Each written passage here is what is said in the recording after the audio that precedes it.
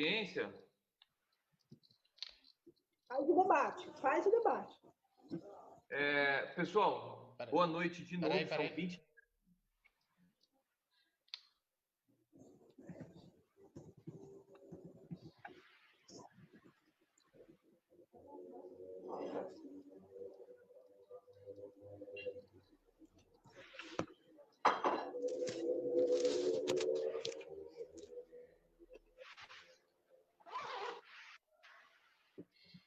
Pessoal, boa noite.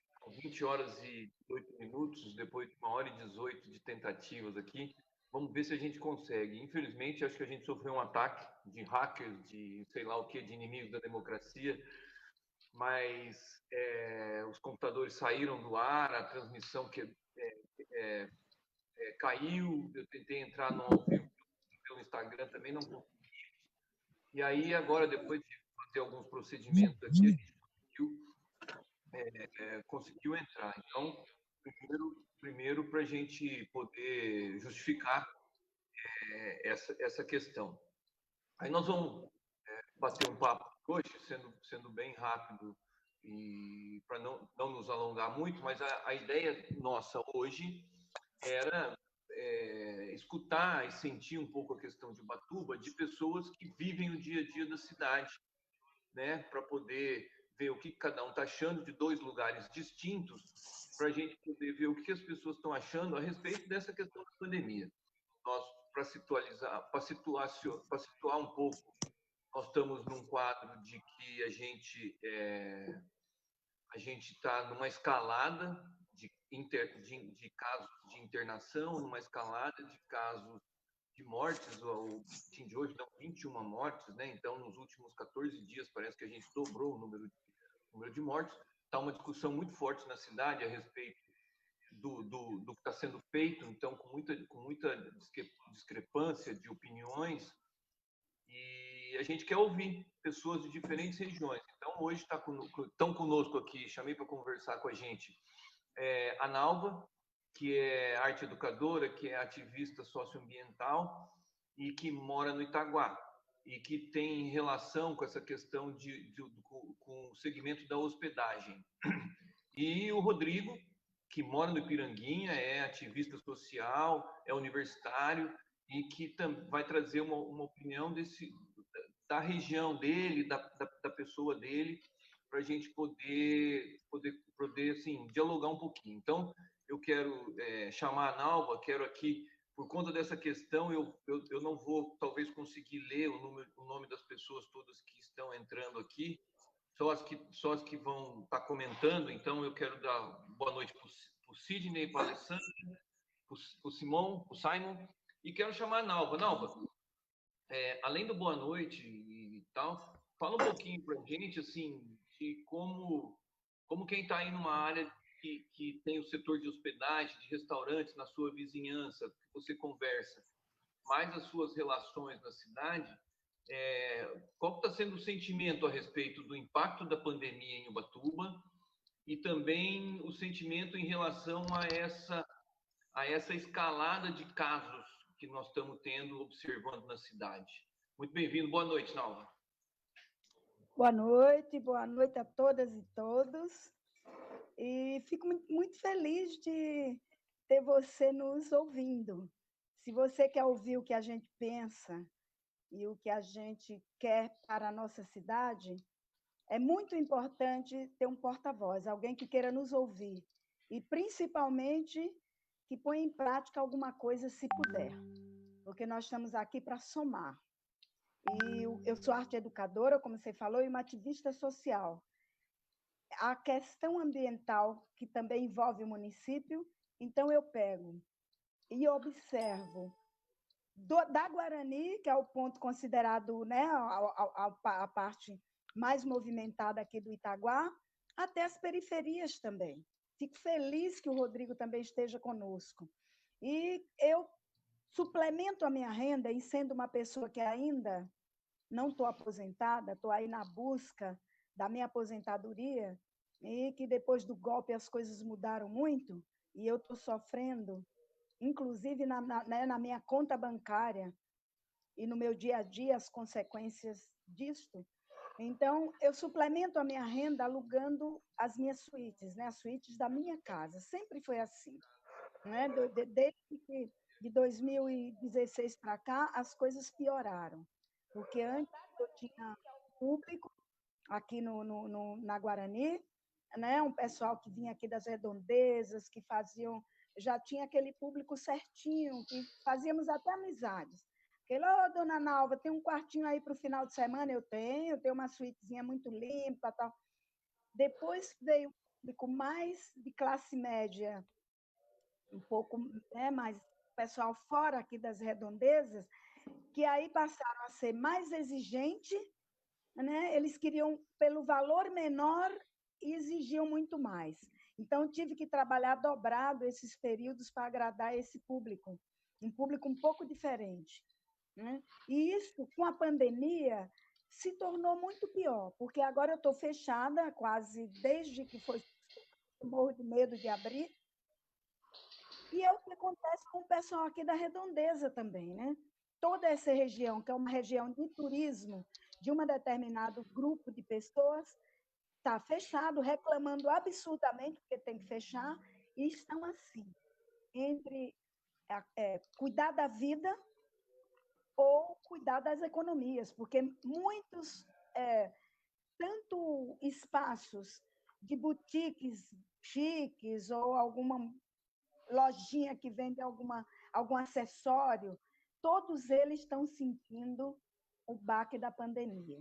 Já vinham sentindo a dificuldade de manter a Guarani ativa, né? E aqui no Itaguá, com a questão da renda, porque a gente perdeu muito esse tempo todo. A minha análise nesse pedaço é que a gente vem perdendo desde 2016.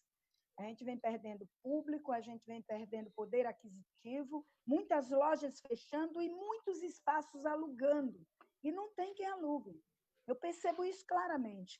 E a pandemia vem como um baque para todos nós sabermos, né? E tomarmos consciência que todos perdemos.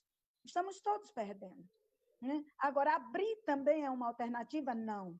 Eu continuo fechada, acho muito difícil a gente ter essa consciência ou conscientizar esse público que vem de nos respeitar, de usar uma máscara, de entrar sem um contato direto. Então, estou com muito medo e não estou abrindo, né? E vejo esse medo também nos meus vizinhos. Só que muitos que pagam aluguel, eles não estão conseguindo se manter.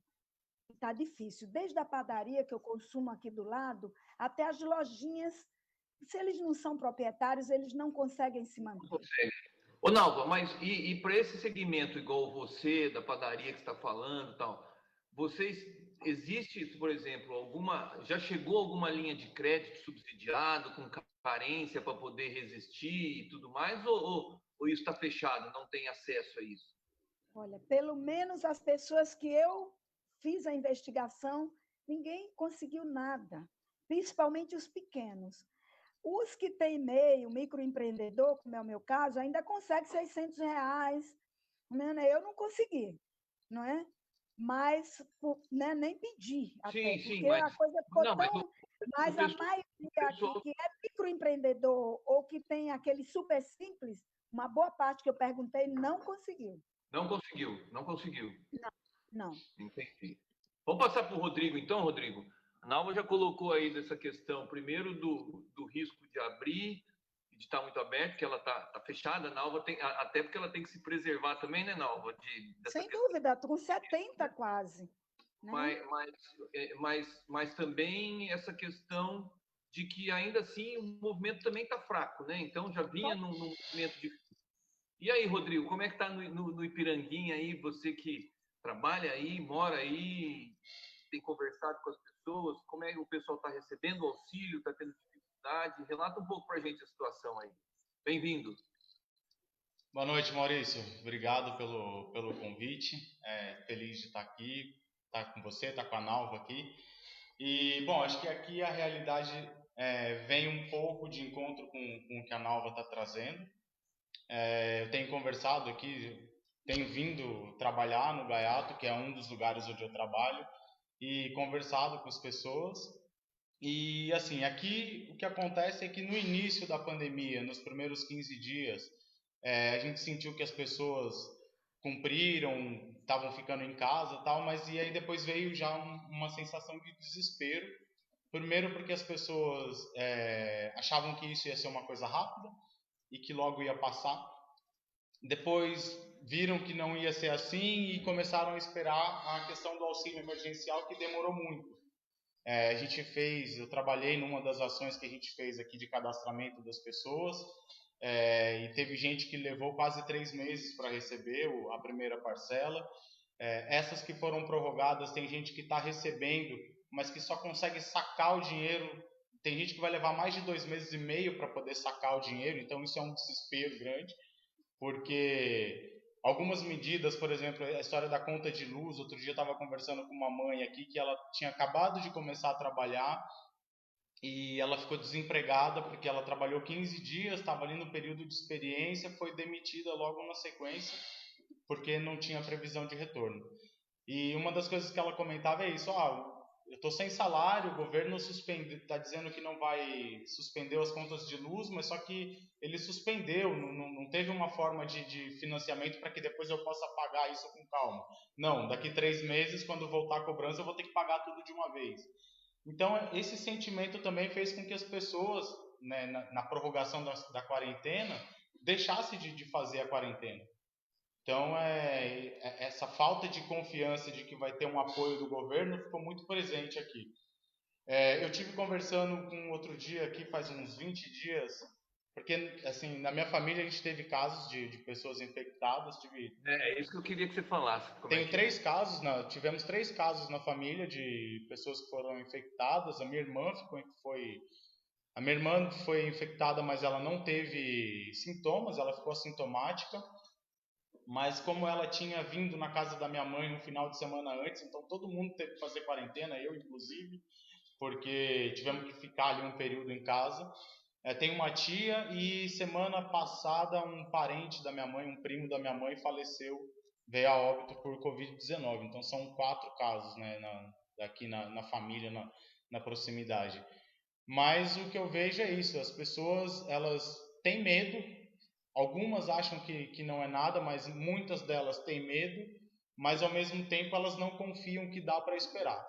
E aí a outra sensação é que, assim, a partir do momento que houve a flexibilização e que começa a ter um movimento na cidade, as pessoas sentem que precisa voltar a trabalhar. Porque, na verdade, e essa é a maior questão do preconceito com relação... existe um grande preconceito em relação a quem está recebendo o auxílio, porque na voz e no pensamento de quem paga salário, quem está ficando em casa para receber o auxílio é vagabundo. Então o pobre não tem o direito de fazer a quarentena porque ele é vagabundo. E isso é o que muitas pessoas me relataram, né? Então, assim, existe uma pressão para que eles voltem, existe uma pressão para que o comércio abra, mas existe o medo. Tem um vizinho aqui que é cabeleireiro, ele tem um salão de cabeleireiro, ele fechou, ficou os primeiros 15 dias totalmente fechado, abriu o mês inteiro fechado. Só que ele não tinha crédito para poder pagar o aluguel, então ele ficou 1 mês e meio sem ter renda nenhuma. Depois ele conseguiu o auxílio emergencial, mas ele teve uma queda de mais de 50% quando houve a flexibilização. Então, ele, por exemplo, está tendo uma dificuldade imensa de manter o aluguel, porque o que ele está conseguindo fazer de corte de cabelo agora não é suficiente para ele se manter. Ele teve sorte de conseguir o auxílio emergencial, mas não consegue manter todas as contas, e na verdade é isso que está acontecendo com um monte de gente. Hoje é incrível, quando a gente passa aqui no Ipiranguinha pela Rua da Cascata, a quantidade de ambulantes que tem aqui. A gente sempre teve, principalmente à noite, alguns carrinhos de lanche, mas hoje a gente já tem coisas que não tinha antes, que é carrinho de pastel, carrinho de churros, carrinho de milho, carrinho de churrasquinho aumentou muito, porque o auxílio emergencial não é suficiente para manter as pessoas. Então essa pressão por voltar a trabalhar, na verdade, ela é muito mais por uma necessidade de conseguir se manter e por uma ausência de política pública para essas pessoas, do que por não acreditar no vírus. Porque, assim, o Ipiranguinha é um dos bairros que tem mais casos e as pessoas estão com medo, mas elas não têm o que fazer. Outra preocupação agora é em questão a volta às aulas. Tem muitas mães que estão dizendo que vai voltar, elas tiveram que voltar a trabalhar sem ter com quem deixar os filhos, e mesmo que volte, algumas me relataram que mesmo que volte às atividades, elas não vão mandar os filhos para a escola, porque quem está tendo que cuidar das crianças são os avós, ou são as pessoas de mais idade, grupo de risco. Então existe esse medo, olha, mesmo que volte às aulas, e aí isso e isso ontem eu estava conversando com a minha esposa, e é um dado que chama atenção, porque a frequência escolar, ela é um dos meios de medição para quem recebe o Bolsa Família. Então isso é uma coisa que também preocupa essas famílias, e principalmente porque nesse período todo, e aí eu falo como alguém que é conselheiro de assistência social, do Conselho de Assistência Social, e que lida com essas questões, em tudo isso que está acontecendo, a assistência social é uma das políticas que ficou de escanteio no meio de toda essa situação. Então é bem preocupante, tudo que está acontecendo é bem preocupante. As pessoas têm uma expectativa, estão em dúvida. O Ipiranguinha é um lugar que tem muita gente que é autônomo, que trabalha com obra, que trabalha na praia. Então, essa sensação de que a praia está liberada faz com que o turista desça, e aí o morador daqui vê o turista indo para a praia, e a sensação dele é que ele está perdendo dinheiro, que ele está deixando de ganhar dinheiro, porque o turista pode ir para a praia, mas ele não pode. Então, isso é uma coisa que soa estranho para todos nós aqui. Sei. E Rodrigo, Rodrigo e Nalva, né? Eu vejo assim, uma das coisas que vocês colocaram aí, né? A Nalva falando que o movimento já tava difícil, e agora, mesmo voltando, ainda assim está difícil. Você relatando uma coisa parecida, que a história do cabeleireiro, que mesmo com auxílio e reabrindo não consegue se equilibrar porque o movimento caiu, e agora nós estamos tendo, por exemplo, aqui em Ubatuba, com esse aumento,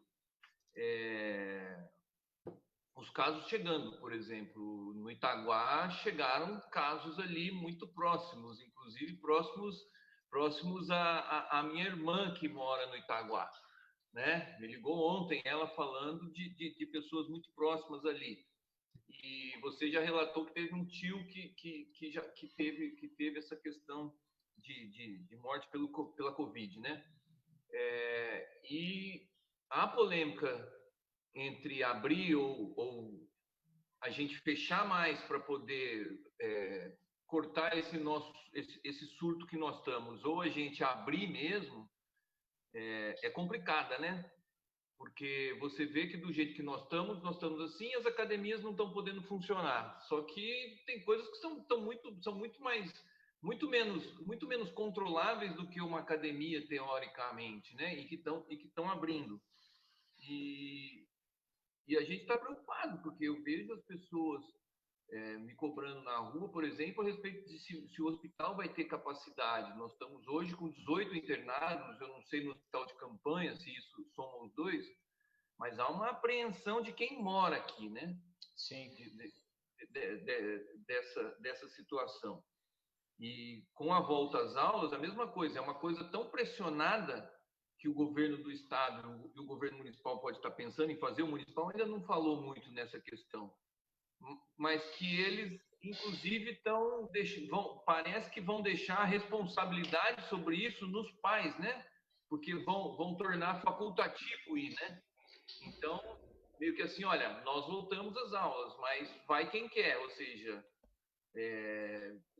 assim como essa abertura deixa para cada um se cuidar, essa questão da volta às aulas vai impor mais uma responsabilidade, né? Eu não sei, eu queria ver como que em relação a isso, como que a Nalva pode analisar essa questão da volta às aulas, do retorno às atividades, e até do ponto de vista pessoal, viu, Nalva? Qual o seu temor, assim, de estar com essa convivência por morar aqui em Ubatuba? E o Rodrigo, a mesma coisa. Como que você pessoalmente vê o fato de você estar circulando, já ter tido perto de você a questão da Covid, e ainda as coisas estarem aumentando, né? Assim, quais são esses receios assim que você tem de, por exemplo, sair de casa, ou de ficar doente, ou de contaminar outras pessoas? Como que você está vendo isso? Eu vou falar um pouquinho da Então, minha, porque eu trabalho, né? Claro.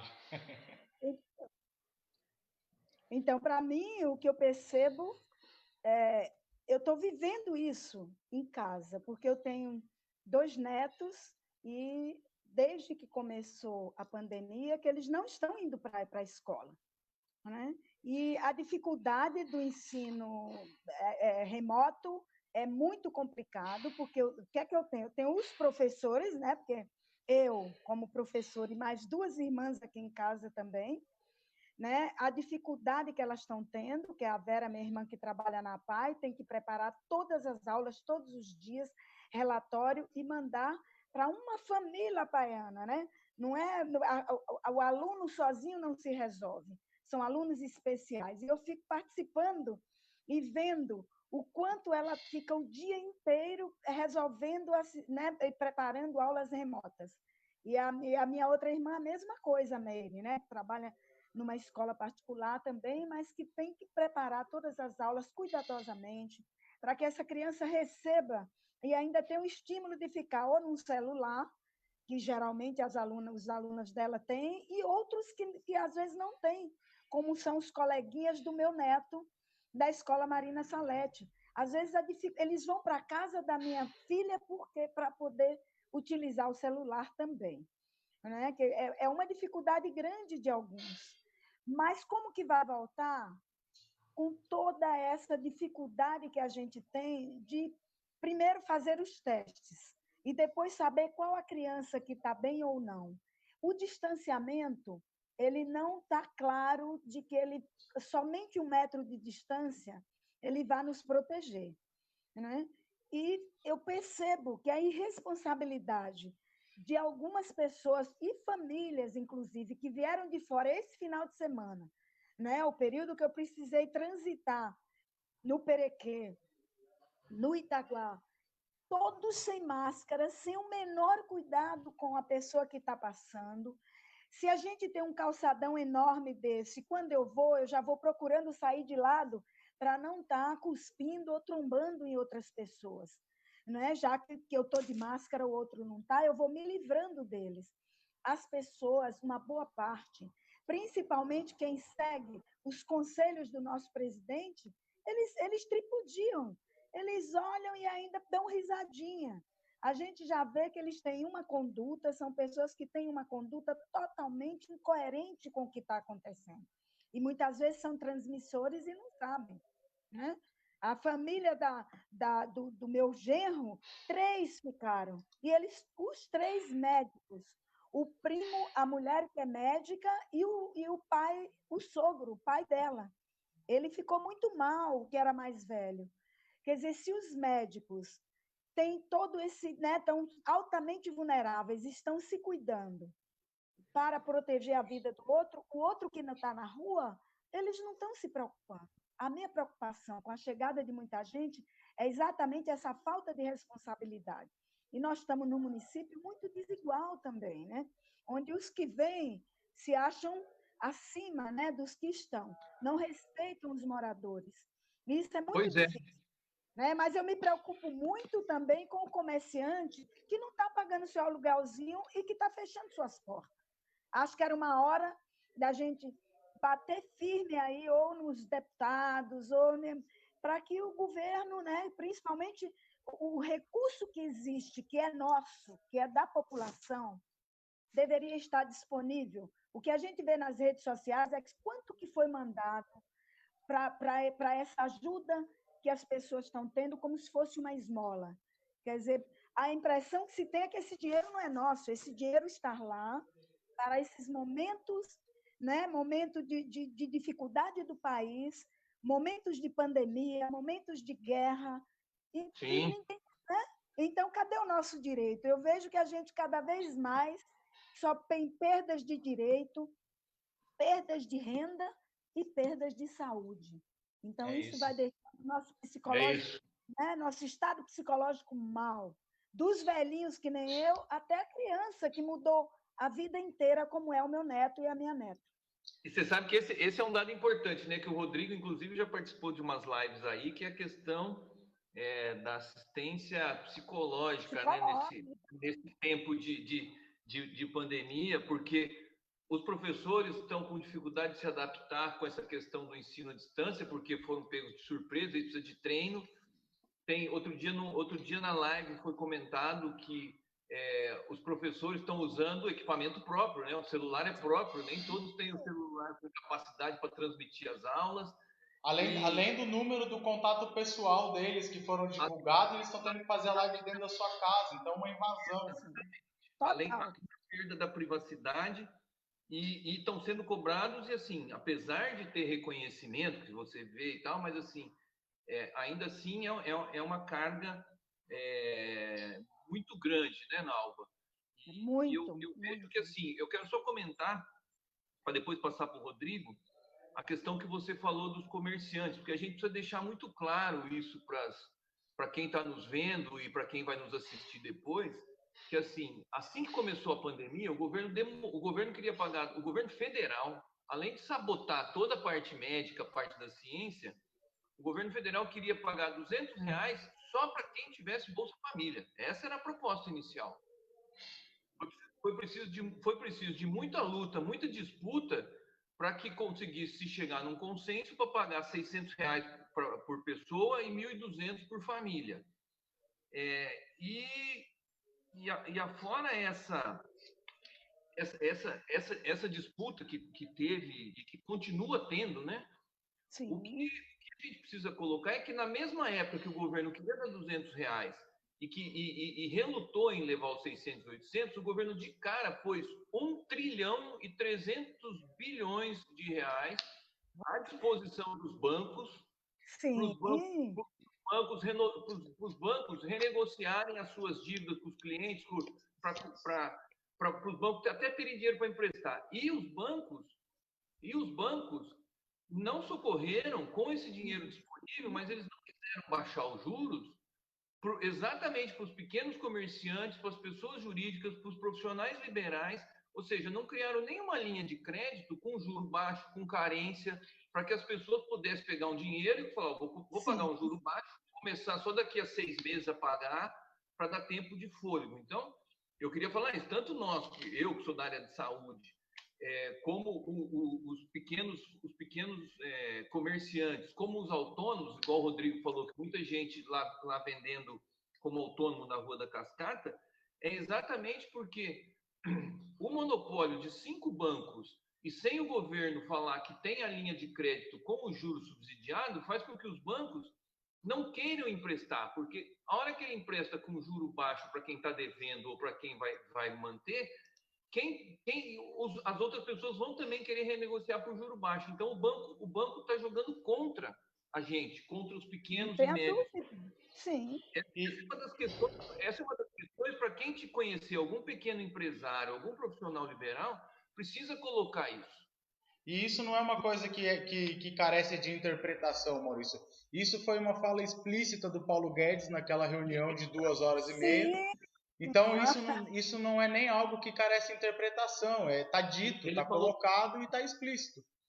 Ele falou, com as empresas grandes nós ganhamos muito dinheiro, com as empresas pequenas a gente vai Exatamente. Então, é isso. E a empresa inclui, inclusive, isso, né? Os ambulantes, os autônomos. Exato. Os MEIs. Para passar para você a palavra, continuando nessa linha que nós estamos seguindo aqui, começamos com a saúde, estamos indo para a economia, eu queria colocar para você, assim, uma outra coisa para as pessoas terem uma noção do impacto que pode ter, que é o fato do impacto que teve em segurar as pessoas em casa, ou pelo menos tranquilizar, com a questão do benefício de R$600 ou de 1.200, tá, Rodrigo? E como você avalia que vai ficar, porque uma outra coisa que as pessoas conseguem enxergar é que o dinheiro do benefício é um dinheiro em que a pessoa que recebe, ela é só passagem do dinheiro. Exato. Porque, na verdade, esse dinheiro não é rentista. Vai para o comércio. Exato. Então, é um dinheiro que a pessoa recebe, mas ele serve, na verdade, para pagar o salário, é para comprar mercadoria e é para girar o comércio. E aí, Sem Rodrigo, dúvida. em cima disso, eu queria saber de você como é que você, que mora aí no Ipiranguinha, que nós temos aí uma região que tem muito trabalhador, mas que também é uma região que tem também uma renda talvez menor que no centro, o que você acha que vai acontecer se confirmar toda essa queda do comércio e tudo mais, e daqui a 1 mês e meio, 2 meses, acabar o benefício? Como é que você acha que vai ser, por exemplo, numa região como a região oeste, o fim do benefício? O comércio para as famílias? Olha, a desigualdade e a pobreza, com o benefício, ela já tem se apresentado. Eu falei que eu tive há uns 20 dias conversando com o diretor de uma escola estadual aqui, e um dos relatos que ele me trouxe foi que a maior dificuldade da escola pública, da escola do estado, está sendo manter os adolescentes do final do ensino médio frequentando as atividades, porque esses adolescentes, como teve perda de renda nas famílias, eles estão tendo que trabalhar. E aí eu tentei saber que tipo de trabalho que eles estão fazendo, e aí é esse trabalho ambulante. Então, assim, a gente já começa com uma questão de exploração de mão de obra infantil, que já é uma demonstração da pobreza e da desigualdade. Agora, o Ipiranguinha aqui é um lugar que tem, se a gente for olhar só aqui na Rua da Cascata, nós temos uns 4 mini mercados, supermercados, e se a gente somar esses lugares, a gente deve ter pelo menos umas 40, 50 famílias empregadas. E o que manteve esses mercadinhos daqui funcionando nesse período de quarentena, de pandemia, foi o auxílio emergencial, porque é com esse dinheiro que as famílias estão fazendo compra. Então, assim, a gente até fez na Gaiato uma ação de compra de cestas básicas, com algumas arrecadações que a gente fez questão de comprar no bairro e fizemos questão de falar isso para as famílias, porque na verdade a gente está comprando, o dinheiro que está entrando aqui, na verdade está virando o salário de vocês, que está voltando para o comerciante, então é essa forma de fazer a roda girar aqui. Então, assim, eu não tenho a menor dúvida que a hora que diminuir ou acabar, a pobreza vai aumentar. E aí a gente já leva para uma outra questão também, uma outra complicação social que eu fico aqui preocupado e já conversei, que é a hora que faltar emprego, faltar dinheiro, Sim. O que vai estar aí empregando as pessoas é o tráfico de drogas, vocês podem ter certeza disso. Esperando. Então, é para onde vão os nossos adolescentes, para onde vão os pais, as mães de família daqui do Ipiranguinha, que eles vão precisar de renda, eles precisam de dinheiro, e é isso que está colocado. E o que faz isso tudo, essa sensação essa sensação falsa de que não, já voltou ao normal, não sei o quê, para mim a minha grande crítica esse papel de faz de conta que me engana e eu faço de conta que acredito. Porque na verdade o comerciante está cobrando porque a prefeitura, claro, não está dando conta de fiscalizar, as medidas não estão sendo suficientes para controlar.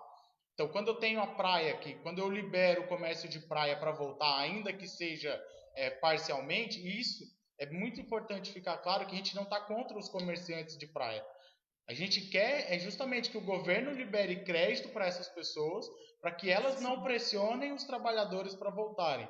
Por quê? Porque justamente é o que está acontecendo. As pessoas estão voltando, estão se infectando. E aí eu pergunto, quem está ficando infectado? Seria muito interessante se a gente tivesse uma estatística socioeconômica de quem são as pessoas que estão ficando internadas na Santa Casa. Quem são as pessoas que estão sendo infectadas? Porque eu tenho certeza que não é o dono do comércio que está ficando infectado, eu tenho certeza que não é o gerente do banco, embora o gerente do banco também seja funcionário, mas eu tenho certeza que não são os empresários que estão ocupando esses leitos, são as pessoas que estão tendo que sair de casa para trabalhar. Porque veja bem, a hora que você libera o comércio, se o empresário não tem crédito estimulado, subsídio do governo, ele precisa que ele pressiona para que o funcionário volte a trabalhar. E esse cara vai trabalhar de ônibus com que segurança? Com que higienização que está sendo? Qual é a higienização que está sendo feita no ônibus? E aí a gente volta para aquela pergunta, para o que eu falei das crianças. O cara está indo trabalhar, está deixando o filho com a mãe, com o pai, né, com os avós. E aí, eu até tive conversando outro dia sobre isso, uma amiga da minha esposa, só para dar um exemplo rápido, os pais dela estavam fazendo quarentena, idosos, ela não pôde fazer porque ela precisou trabalhar. Ela trouxe o vírus para dentro de casa, infectou os pais. Felizmente não aconteceu nada grave com eles, mas a sensação dela foi o tempo todo uma sensação de culpa, porque ela trouxe o vírus para os pais. Então pensa se tivesse acontecido, se o pai ou a mãe, se por acaso viesse a óbito, a gente está falando também de uma questão emocional, de uma questão Sem dúvida. de saúde mental das pessoas. Então, assim, para além da economia, tem muita questão para ser discutida. Tá certo. Ó, nós estamos com... São 20h53 aqui, nós estamos cheios de comentários aqui, mas eu quero agradecer as pessoas que estão aqui na nossa página, o Josué, a Mainara, a Nádia, a Hebe, a Cristina, o Romário. Romário, conversamos hoje, vamos conversar amanhã. Um abraço. A Lani, o Vinícius, a Janaína, a Sandra, a Nadira, o Washington, o Eric, Marisabel, a Camila, a Neuci, a Lê, a Sabrina e o César. E mais as pessoas que eu não consegui aqui ler. Eu agradecer a presença de vocês, pedir para curtir, compartilhar e comentar. Tem uma série de comentários aqui. O que eu falei a respeito do benefício da obrigatoriedade, a Nadir já tinha comentado. E aqui a maior parte dos comentários aqui é realmente crítico em relação à questão da volta, ao que a Nalva colocou aqui a respeito da falta de consideração das pessoas que estão vindo de fora em andar sem máscara e elas vão embora e deixam aqui para a gente essa questão da contaminação, né? E tem aqui pessoas falando, inclusive, que nós no Brasil, muito bem comentado pela Lê, no Brasil, no dia de hoje, nós estamos assim, é como se uma Ubatuba inteira já tivesse morrido. Eu ia falar disso. Ou seja, nós ficamos estarrecidos quando caiu um avião da TAM com 200 pessoas, Brumadinho, 200 e poucas pessoas, a Boate Kiss, que matou 199 jovens, e nós estamos tendo tudo isso somado por dia, né? E fazem 100 dias que nós estamos só subindo o nosso pico. É outra das questões que a gente tem que analisar aqui para Ubatuba, nós que somos de Ubatuba, a responsabilidade de cada um, mas para também cobrar as autoridades, mas que a maioria dos países teve um surto de crescimento de aproximadamente 50 dias de crescimento. E no Brasil nós estamos há 100 dias crescendo. No Brasil nós estamos há 100 dias crescendo. Então, essas são reflexões aí a respeito disso. A Sandra está falando aqui a opinião a respeito do fechamento. Em Ubatuba, nós tivemos desculpa, Maurício, de cortar, em Ubatuba, nos primeiros 30 dias da flexibilização, nós tivemos um aumento de 190%, e nos 30 dias seguintes, nós tivemos mais 180% de crescimento do número de casos. A taxa de letalidade aqui em Ubatuba, ela é superior à média nacional. Então, assim, fora isso, é importante que as pessoas se perguntem. Se nós tivemos 180% de crescimento dos casos nos primeiros 30 dias, mais 180% nos 30 dias seguintes, se nós estamos acima da média estadual, da média nacional de letalidade do vírus, é impressionante que a gente veja a publicação da prefeitura e do prefeito dizendo que está em São Paulo negociando o avanço de fase. As pessoas, a gente precisa se perguntar se morrer gente, se gente ficar doente em Ubatuba, se isso é um sinal positivo. Porque é impressionante que as pessoas fiquem doentes e isso sinalize um avanço, uma retomada como se fosse algo normal. Muito bem colocado, Rodrigo. Inclusive, a gente estava falando da volta às aulas aqui, a Sandra coloca aqui o que eu vi numa coluna esses dias de uma professora, em que ela dizendo que hoje a maior lição que os professores podem dar e que a sociedade deve dar para as crianças e para os jovens é do respeito à vida, que é para ficar em casa para respeitar a vida, porque o que se está ensinando com essas questões todas é que essas pessoas que estão em fase de formação vão carregar com elas essa fase em que se desrespeitou a vida, em que só se deu importância às questões individuais e tudo. E eu acho que é uma colocação muito pertinente. E para a gente já ir caminhando, eu quero deixar uma questão para vocês dois comentarem rápido, para depois a gente fechar com uma outra questão. A primeira, o que eu quero colocar, que cada um de vocês coloquem, é o seguinte: com isso que nós estamos vivendo, com esse aumento, com as perspectivas que nós estamos tendo aqui, como que vocês avaliam? O Rodrigo também trabalha na praia, além disso, né, Rodrigo? E a Nalva Sim. trabalha no turismo. Qual que é a expectativa de vocês? A gente já sabendo que, por exemplo, Rio, São Paulo e Salvador já cancelaram Carnaval e Réveillon, né? Já está cancelado. Os eventos já não vão. Então, como na ideia de vocês imaginam que vai ser a temporada de Ubatuba, que na verdade é uma temporada mais estendida, que sempre começa no feriado do dia 12 de outubro, né? Então, nós estamos assim, há pouquíssimo tempo do que seria esse início e a gente aqui. Então, como vocês acham que essa pandemia vai afetar esses 6 meses nossos, que é o mês de primavera e verão, que vai de outubro até o março, até a Semana Santa? Pelo conhecimento de vocês, o que vocês acham que Ubatuba tem que se esperar e também como ela tem que se preparar? Mas tem que ser rápido, hein, para a gente acabar logo. Pode ir, Nalva, depois o Rodrigo. As mulheres primeiro. Oh, isso é muito bom. Afinal, né, são filhos das mulheres, vocês. Então, são os filhões. É na barriga da gente que a gente gesta esses homens que são preocupados. Fico muito feliz que tenham homens preocupados, principalmente com o movimento das mulheres.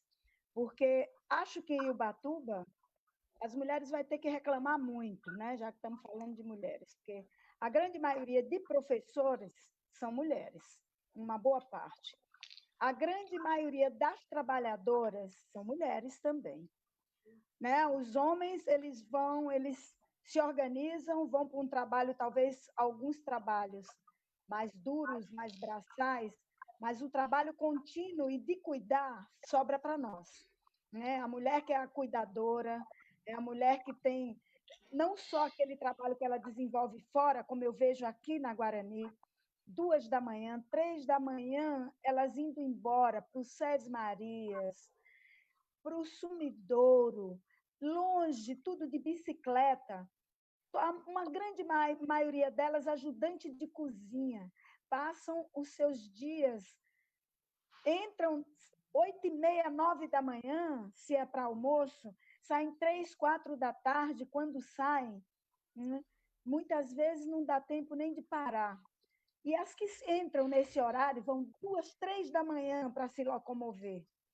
Então, eu vejo que alguma coisa, algum fortalecimento, nós que temos, né, talvez um acesso a algumas situações de cobrança mais forte, temos que nos organizar para fortalecer estas pessoas mais vulneráveis, né, todos os mais vulneráveis, para que elas possam ter essas ajudas maiores e que os seus comerciantes, que os seus patrões, ou que as pessoas que, de alguma maneira, dão esses empregos, muitas vezes uns empregos que exigem demais do seu trabalhador, e principalmente a trabalhadora, que eles tenham essa consciência de começar a procurar bancos, a se preparar, porque essa temporada não vai ser mesmo igual a nenhuma outra. A gente já vem em decadência desde 2016. Isso eu já venho falando, porque como meu negocinho é pequeno, aqui é um aluguelzinho, né, de suíte, a gente vai vendo primeiro o padrão de quem se hospeda, né, que foi caindo. Eu estou trabalhando cada vez mais, né, com essa idade, e recebendo menos. Então, a organização para essa temporada tem que ser feita antes. E a gente tem que estar com os setores públicos, não é? Porque eu não considero poder público, porque se fosse poder para nos orientar depois e nos ajudar, estaria até junto, mas eu acho que os setores públicos, que a gente dá o voto e que é para na hora estar junto conosco, tomando decisões em prol da vida, eu não estou vendo muito se mobilizando, não estou vendo. Não tem discussão ainda sobre a temporada, então? Não, acho que a gente vai ter que se mobilizar e começar a peitar mesmo isso. Porque se a gente escolher um lugar lindo, um paraíso, para ter uma vida mais longa e um cuidado, agora a gente vai se expor de qualquer maneira, é muito complicado. E são os dois lados, né, Nalva? Exatamente. Vai ter que fazer uma discussão para tentar pelo menos ser equilibrado, né? Exatamente. Né? É um equilíbrio que equilibre tanto para o empregador, que também é aquela pessoa, né, que dá o trabalho, que também investe com o seu dinheiro, né? Os dois lados têm que chegar a um acordo, não é? Porque o empregador, o dono do restaurante, o dono da boutique, né, o dono da lojinha aqui, ou da padaria, ou do açougue, ele precisa do trabalhador, né? Ele também precisa. E é como o Rodrigo falou, dentro de todas as vulnerabilidades, ele ainda está um pouco menos, né? Um pouco menos. O trabalhador ainda é o mais vulnerável. Então, a gente tem que pensar muito sobre isso. Nessa questão, viu, fica aqui um recado, né, para quem está nos assistindo. Além da gente pedir aí para vocês curtirem e compartilharem, quero mandar um abraço para o Pedro Bruno e para a Marcília, da região sul. Nós vamos fazer uma live com o pessoal da região sul, então vocês se preparem. Um abraço para vocês aí. Mas não, eu acho que fica um recado seu aqui, nessa nossa live, a respeito de que é preciso abrir discussões a respeito disso, né? Tanto do que está acontecendo, tanto do que está acontecendo agora, porque a gente percebe que a cidade também está se polarizando a hora que as pessoas percebem o aumento dos casos, como o Rodrigo colocou aqui, e não vê sinal por parte dos atores principais, que é a prefeitura e no sentido de tanto com a sociedade civil, que é o lado dos movimentos que estão tendo, exatamente, como do lado, por exemplo, que você está falando, você mora e tem sua atividade ali no Itaguá, no lugar mais nobre de Ubatuba, e não sabe que está tendo conversa a respeito disso, né? Exato. Então, nós precisamos fazer essa questão. O Rodrigo, eu queria que você comentasse essa mesma questão de como você vê a temporada, que a Nalva comentou, para daí depois eu vou fazer uma outra, já para a gente finalizar a intervenção final de cada um, vou fazer uma outra provocação. Então, Rodrigo, como é que você vê essa questão da temporada que vai vir?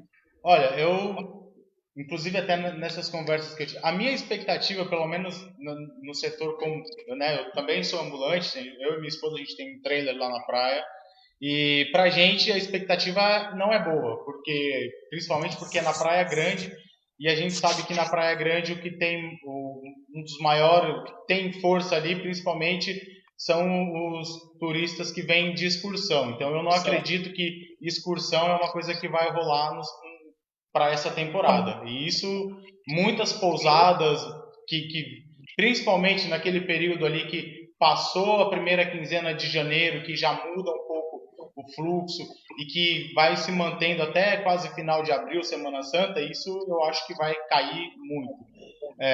Agora, eu tenho escutado pessoas dizendo que acham que vai ser bom porque vai dar uma selecionada.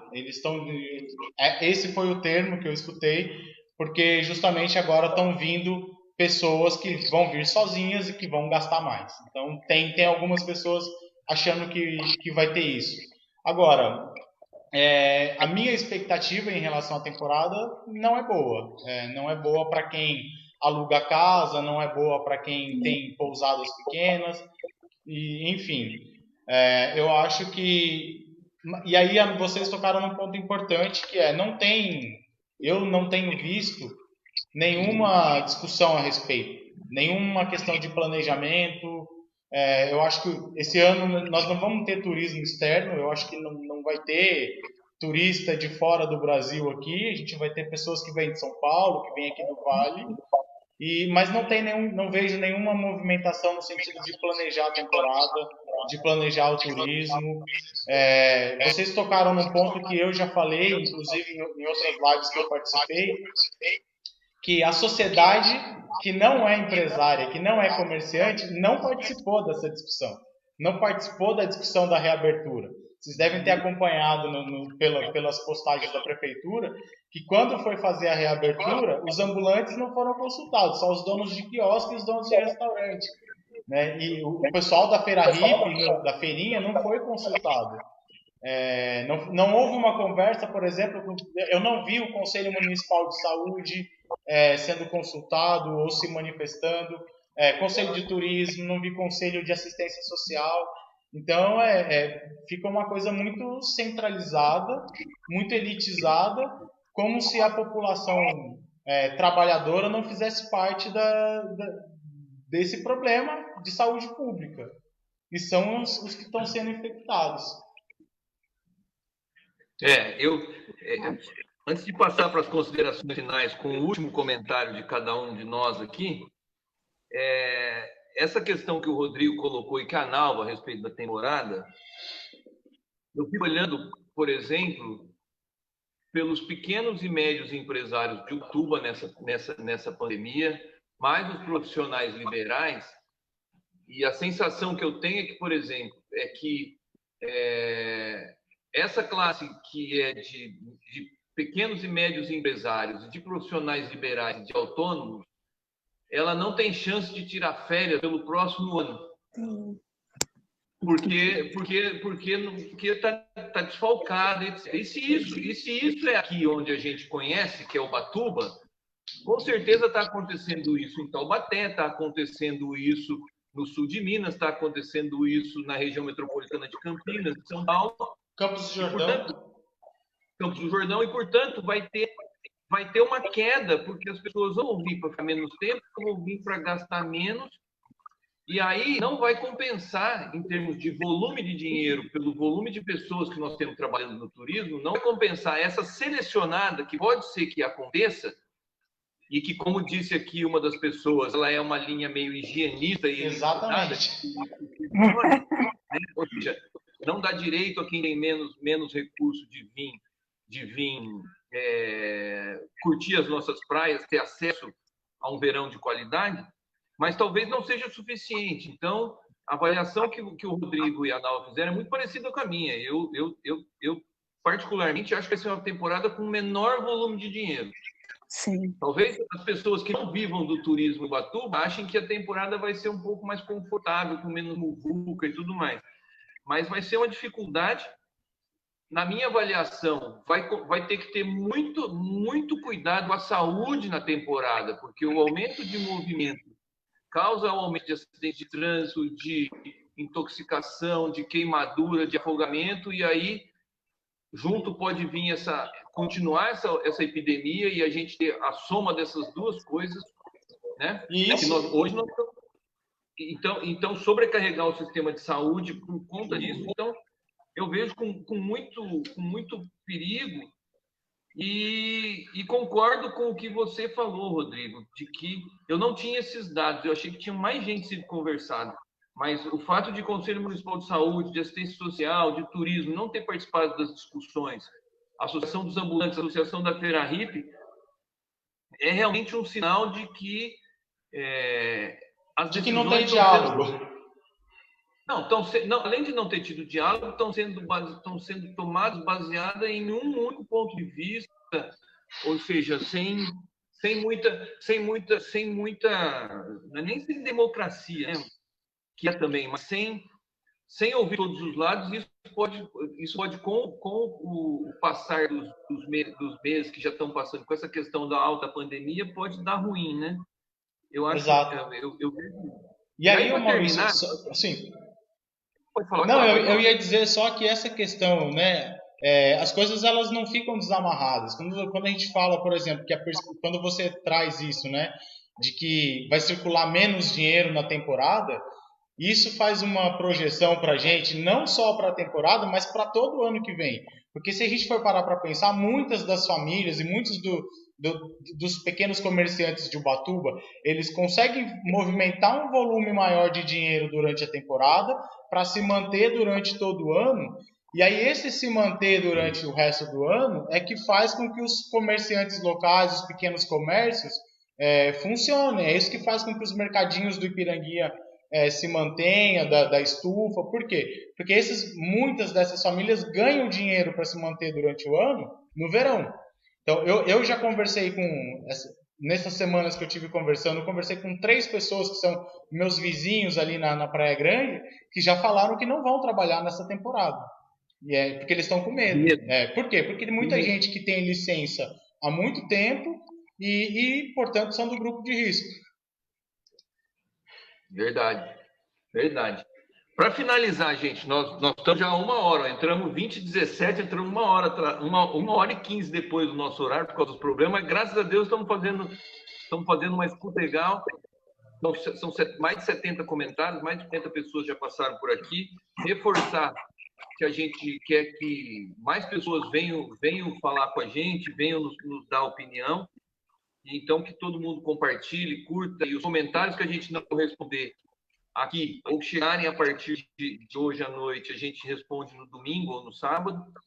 Mas eu quero finalizar com uma mensagem final aí da Nalva e do Rodrigo, que eu acho que nós falamos primeiro dos anseios, primeiro dos problemas, agora estamos colocando a visão nossa de como vai ser a temporada e de como vão ser as coisas na cidade, mas a gente também, como trabalha e como pensa a cidade e planeja, eu acho que nós também não podemos ser só pessimistas, né?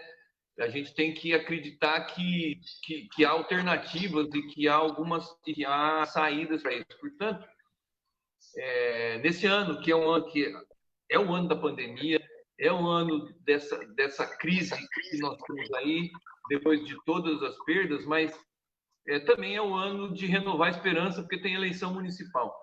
E eu queria que Rodrigo e Nalva colocassem, a Nalva primeiro, hein? Que a Nalva colocasse, e o Rodrigo depois, assim, na opinião sua, Nalva, quais devem ser as atitudes ou o que devem defender as pessoas que vão estar concorrendo para a eleição e também a população? Como que deve ser uma visão para você saber que, assim, nós temos limão, precisamos fazer uma limonada disso aqui, dessa situação de pandemia, de Ubatuba, de temporada e tal. Como fazer uma limonada com esse limão que nós estamos vivendo agora?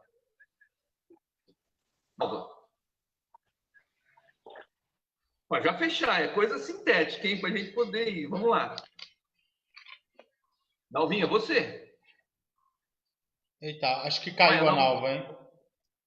Então, olha aí, para mim... voltou, Nalva. Voltou? Oba!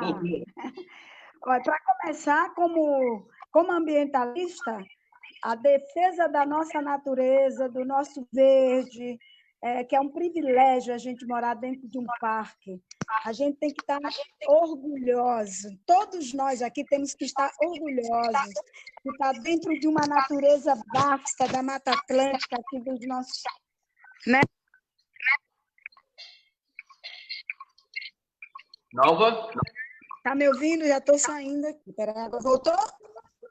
Voltou. Ih, saiu de novo. O que há? Peraí. Entrou? Voltou? Então, continuo na defesa do meio ambiente aqui, menos verticalidade. A gente precisa também, né?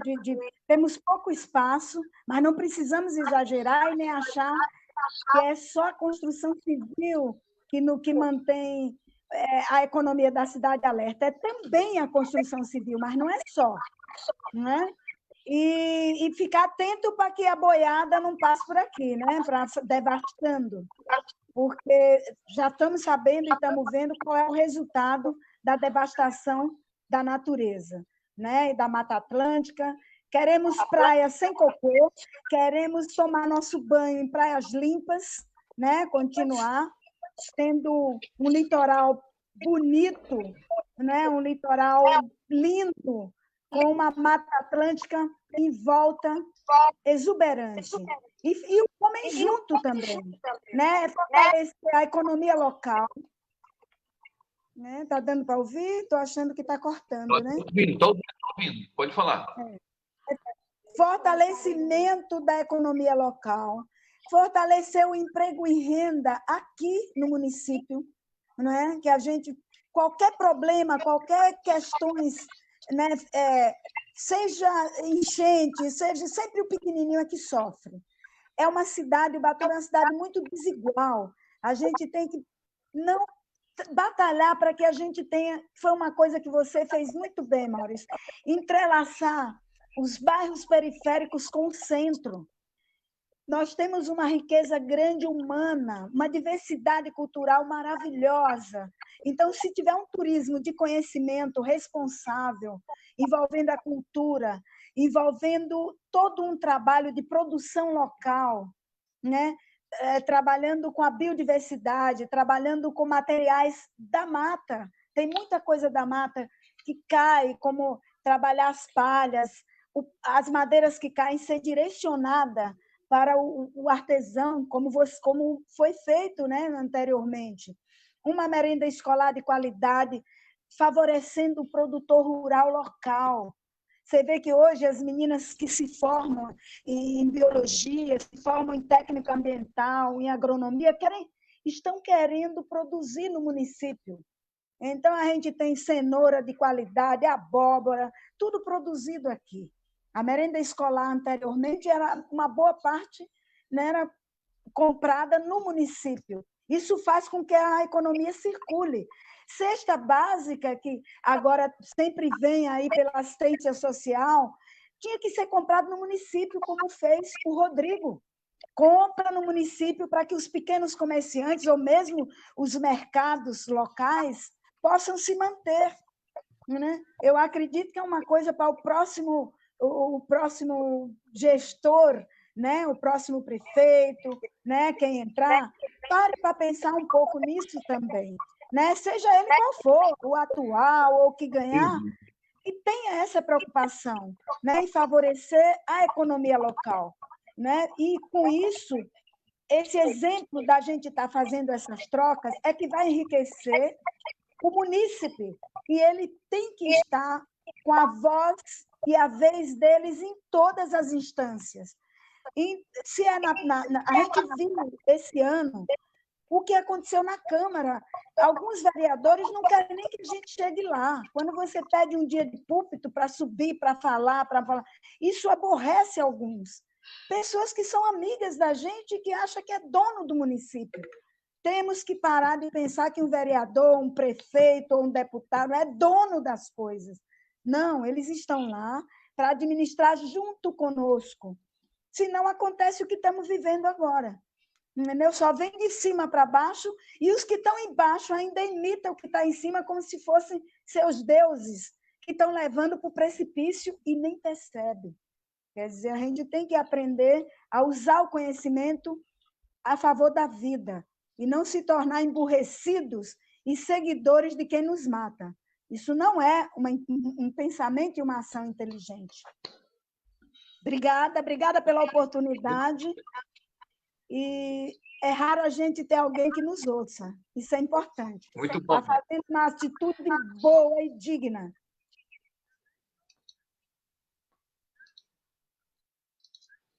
Bom, primeiro... Obrigada a todos e Primeiro, todas. preciso bater palmas para a fala da Ana Alva, porque acho que é isso. Né? Vamos lá, Rodrigo.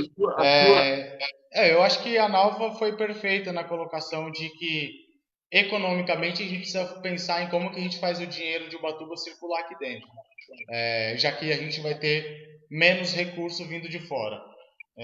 Então, acho que a prefeitura, o gestor público, quem tiver, precisa pensar em estratégias de fazer com que esse dinheiro circule aqui, seja através da agricultura familiar, da cultura, da arte, turismo local. Acho que a gente tem que estimular que os nossos moradores daqui façam turismo, então, na nossa cidade, ganhem dinheiro aqui para poder gastar aqui. Eu acho que isso é uma coisa que a gente precisa, que o próximo gestor precisa pensar. Sendo bem honesto, eu não sei muito quais são... essa minha esperança, ela não é tão positiva, mas eu tenho sim, eu vejo com muito medo e preocupação o que vai acontecer. Eu tenho esperança que as eleições municipais agora ajudem, mas para mim a questão da eleitoral, ela começa agora em 2020 e ela só pode se consolidar em 2022. Porque o que eu penso que a população precisa entender é que o próximo gestor precisa ser um gestor comprometido com a população como um todo, então começa por aí, não pode ser um gestor que privilegie apenas uma classe, precisa ser um gestor que privilegie, que ouça todo mundo, primeiramente, que esteja em todos os lugares, conversando com todas as pessoas, com todas as classes. A demonstração da flexibilização da pandemia demonstra que não somos todos os ouvidos na hora de se tomar uma decisão. Então, primeiro, eu acho isso. Acho que a questão do gestor precisa ser bem pensada pela população na hora de votar. E aí, como a Nalva falou da Câmara Municipal, eu acho que a Câmara tem um papel fundamental no que a gente pode viver nos próximos anos. A gente viu, no período da votação da reforma da Previdência, que nenhum dos vereadores se manifestaram. A gente viu agora, na votação do Fundeb, né, para ser mais recente, que os vereadores não se manifestaram. A gente viu que quando aconteceu a questão do auxílio emergencial, também os vereadores não se manifestaram. Quando teve, lá atrás, ainda perto da reforma da Previdência, que o BPC estava sendo discutido, também os vereadores não se manifestaram.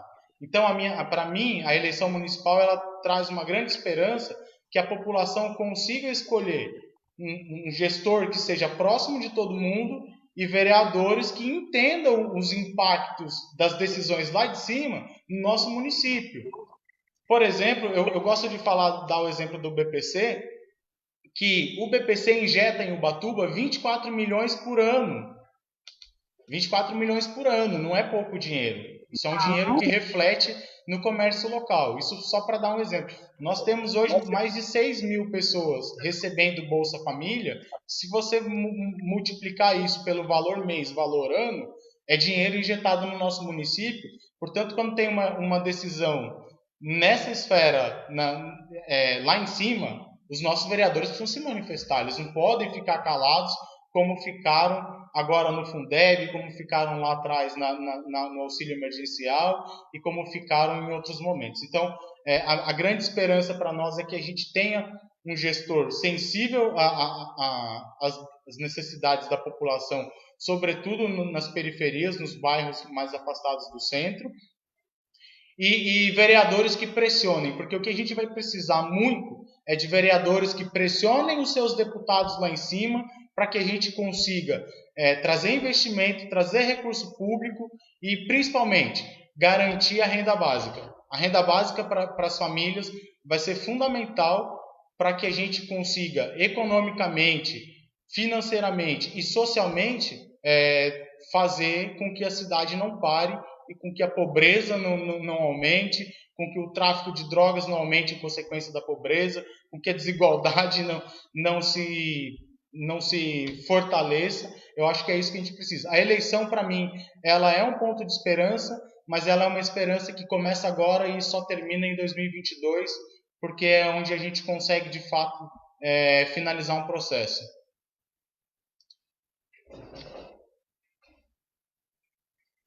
Muito bom, Merece. Foi baita debate nosso hoje aqui. Nalva, com todas as colocações dela de sensibilidade, de experiência de vida aí, que conhece Ubatuba de norte a sul, e o Rodrigo com a juventude esclarecida, uma juventude que raciocina conforme o chão em que pisa, como diz o Paulo Freire, né? Então dá para a gente uma energia muito grande de ver aqui em Ubatuba ter gente compromissada com a cidade. Portanto, foi ótimo ter escutado vocês aqui. Com a síntese dessas colocações todas que foram feitas pelo Rodrigo, pela Nalva, a gente encerra pedindo para que as pessoas que estão nos escutando, nos vendo, mandem mais sugestões, mais comentários a respeito de como elas veem que deve ser a cidade no futuro. Acho que é importante a colocação, tanto da Nalva com as visões da cidade, de ações, como o Rodrigo sobre o perfil de que o eleitor deve pensar. Nós temos que ter noção clara de que quem está assistindo aqui hoje, quem está comentando, se quiser fazer, se concordar com o que o Rodrigo colocou, é preciso ir para a disputa. Então, é preciso tentar convencer pessoas, tentar fazer as pessoas prestarem atenção nisso que a gente considera importante. E aí a gente está encerrando aqui. Hoje nós tínhamos anunciado a presença do João Terra. A ideia era que João Terra tivesse aqui na abertura e depois no encerramento, cantando e também dando as opiniões. Ele que é um músico extremamente politizado e consciente, mas o João tá fazendo um tratamento e hoje ele teve uma consulta e não estava muito legal participar. Pediu desculpas. Um abraço para o João Terra aqui. E ele vai participar conosco depois, é uma pessoa extremamente ativa nesse processo. Então, a gente está dando esse abraço para ele. Rodrigo, um abraço e obrigado pela participação, pelo comando aí, pelo papel. Um beijo enorme para você. Obrigado por você estar aqui falando aqui. Está cheio de elogio para a tua fala, que sempre é cheia de emoção, cheia de verdade, né? Cheia dessa questão da mulher. A Alessandra lembra aqui o caso de que a nossa Vera Verão foi agredida verbalmente por um dos vereadores. E tem alguns comentários aqui que nós vamos responder no domingo. Comentários sobre o hospital, comentários sobre reciclagem. Mas hoje nós já estamos com 1h10 de live, já está na hora da gente descansar. E eu quero aqui deixar um abraço para vocês. Curta, compartilha, comenta. Sábado, domingo.